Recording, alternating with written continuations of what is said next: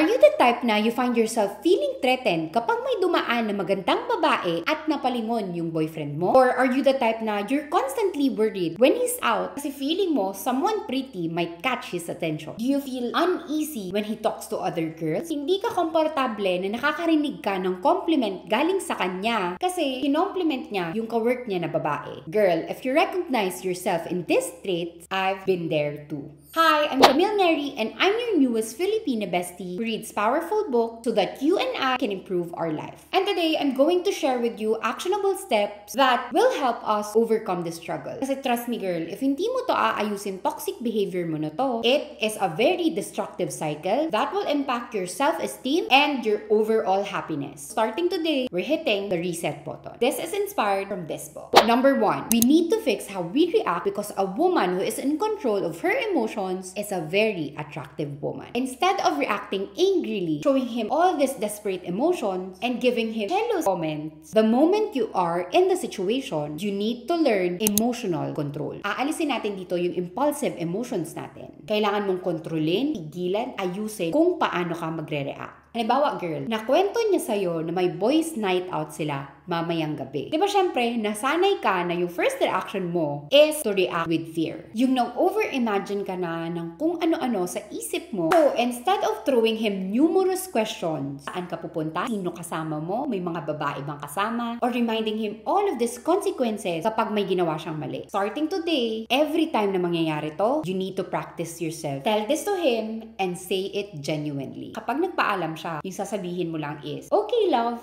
enjoy. Then, do not talk about it anymore. Just keep it cool. Alam mo kung bakit? Kasi research shows that by not reacting immediately, you will let him know that you're confident and secure in yourself. Kahit wala ka pa talaga sa face na yun, just own it muna. Embody being secure in yourself. And tingnan mo, kasi masashock yan, kasi nasanay siya na grabe ka mag-react. Some scenarios that you can practice this is, nasa party ka with him, nakita mo he's chatting with a group of people, including a very attractive woman na he seems to getting along with. Na-notice mo, they're laughing together with the group. Instead of making sarcastic comments, giving the cold vibe, again, remind yourself that you need to practice emotional control this time. Kalmahin mo muna ang sarili mo, analyze your thoughts, stop your impulsive emotions and thoughts, and alisin mo yung over-imagination mo. You can observe if there's anything wrong kasi alam mo naman yan sa sarili mo. Kasi diba, sometimes, it's just our own insecurities that's screaming. Another example would be, you're with him sa car, tas nagda-drive siya. Kwento niya sa'yo na magbe-beach kasama yung group of friends niya. Instead of demanding to know the details of that event, why not pause for a while, collect your thought, bago ka magsalita. Okay love, enjoy, and then, wag nyo nang pag-usapan. Girl, we need to practice emotional control if you really want to be attractive. Number 2, challenge your jealousy thought. Be mindful kasi it is very attractive. Challenge your thoughts means questioning, reframing, analyzing, observing your jealous feeling na nagkikreep sa isip mo. Tanungin at pagtingin sa sitwasyon sa ibang anggulo. Like every time a jealous thought pops up in your head, learn to question it and replace those with more positive ones. Example scenarios would be, you see a picture of him with someone else in the group who seems attractive. Yung jealous na isip mo, sasabihin sa'yo, ay, for sure nagagandahan to sa kanya. Baka anong gawin nila? For sure akong mag-cheat na to sa akin. Pag pumasok na yun sa isip mo, i-challenge mo na. I-remind mo ang sarili mo na, I know my partner loves me. I'll just focus on the good things about our relationship. You heard him complimenting another woman's skill or trait. If maririnig mo yung jealous thought mo, yung sasabihin sa'yo is, mafe-feel mo na he's comparing you, he's putting you down. Feeling ko attracted to dun sa girl kasi he's better than me. But if you challenge your thought, why not isipin mo, he's just simply acknowledging, appreciating someone's talent. It's natural to compliment someone because of her skills or traits. Number 3, what if he glanced at another woman who passed by? Sometimes, yung jealous thought na sinasabi sa atin is, you might assume attracted ka agad yung partner mo dun sa girl. Well, in fact, if you challenge your thoughts, pwede mong sabihin sa sarili mo na he's just being a normal human being. Eh, maganda naman talaga yung girl. Lahat tayo nakaka-appreciate ng attractiveness. But, it doesn't mean may feeling na kaagad yung boyfriend ko dun sa girl. Sometimes, di mo napapansin na you feel left out. Nagsiselos ka kapag nagsispend ka ng time kasama yung loved ones niya, friends, or family member. Yung jealous thought mo, sasabihin sa'yo, he left you. Masaya siya, iwan ka niya ngayon. Pero, challenge it. Sabihin mo, sarili mo, he's spending time with his family and it is important to him. It makes him happy. I want to see him happy. Alam mo, girl, kung bakit sinabi ko tong mga examples na to sa'yo? Kasi ang daming maraming advantages if you challenge your jealousy thoughts. Indicates that you are mature enough in handling your relationship. Kasi try to imagine yourself in these two situations. Mas okay tingnan yung babae na pinag-iisipan muna ng maigi kung paano niya i-manage yung emotions niya kesa sa babae sobrang bilis mag-overreact. Yung hindi niya kayang pagilan yung emotions niya kahit na nasa public place siya. Pakonti-konti mong matutulungan ang sarili mo, mabibuild yung confidence mo, which makes you less vulnerable sa mga jealous na feelings. Alam mo, base sa personal experience ko, lahat tayo actually, we have this inner critic sa isip natin, have this little voice inside our head na nagsasabi ng mga mali sa atin. Like minsan, that voice is telling me, mag-overthink ako ngayon kasi hindi pa nagre-reply yung boyfriend ko. Hindi pa siya nagko-call. Ano na kayang ginagawa niya? Baka sino na yung kasama niya? And you know what I always do? Kinukontra ko yung voice na yun. I just tell myself na busy sa work yung boyfriend ko and I trust him. Then, inaalis ko kaagad siya sa isip ko and shift my focus sa ibang bagay. And napapansin ko na the more I practice this, para siyang muscle na the more you exercise it, the stronger you get.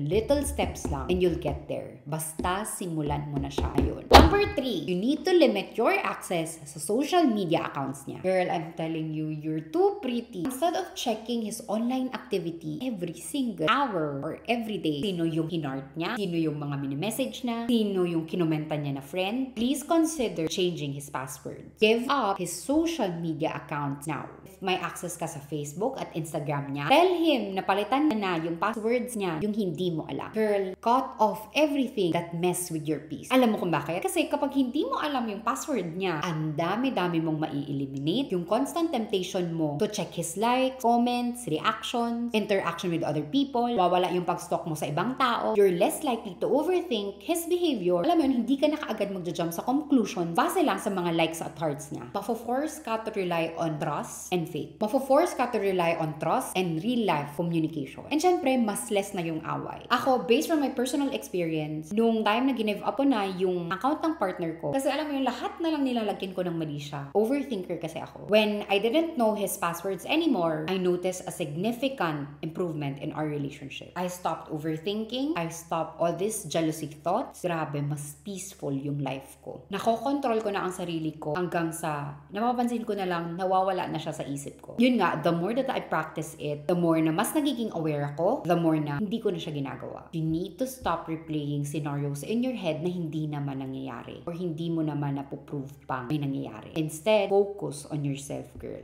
Girl, bigyan mo yung sarili mo ng peace of mind. Kasi diba, if magloko siya, kahit nabantayan mo yan, if gusto niyan magloko, gagawin niya yan no matter what. Pero, if pabayaan mo siya and antayin na lang kung anong mangyari, gumawa siya ng something na makaka-break ng trust na yon, then maybe it's time to consider to leave the relationship. Number 4, you need to focus on yourself. Instead of obsessing over what your boyfriend is doing, who he's with, ano kayang ginagawa niya ngayon, bakit hindi siya nagte-text, you're waiting for him to call you, starting today, practice making yourself busy and focus on your own life now. If tatanungin mo ako kung anong pwede mong gawin, Diyos ko girl, ang dami. Start filling your schedule with activities that you enjoy. Diba? You always wanted to start your own jewelry business. Maybe you want to start your own clothing business online. Maybe you want to start a vlog or renovate your room. Ask yourself, are you happy with your current path? Are you happy with your career? Are you happy with your life now? What are the areas in your life that you need improvement? Girl, instead of checking up on him several times in a day, start prioritizing your goals and passions in life.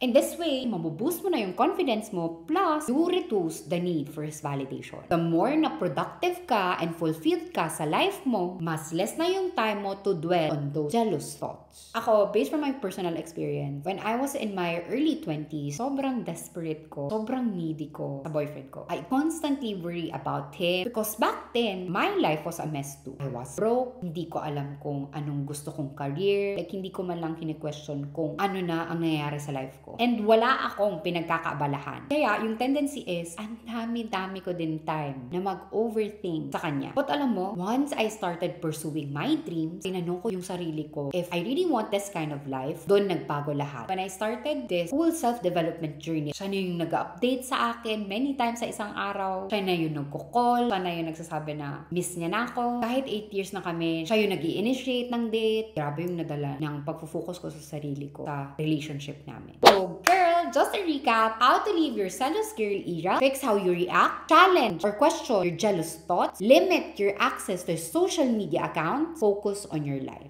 Lagi imong tatandaan sa sarili mo, never let a man make you insecure because you are the prize. See you next week!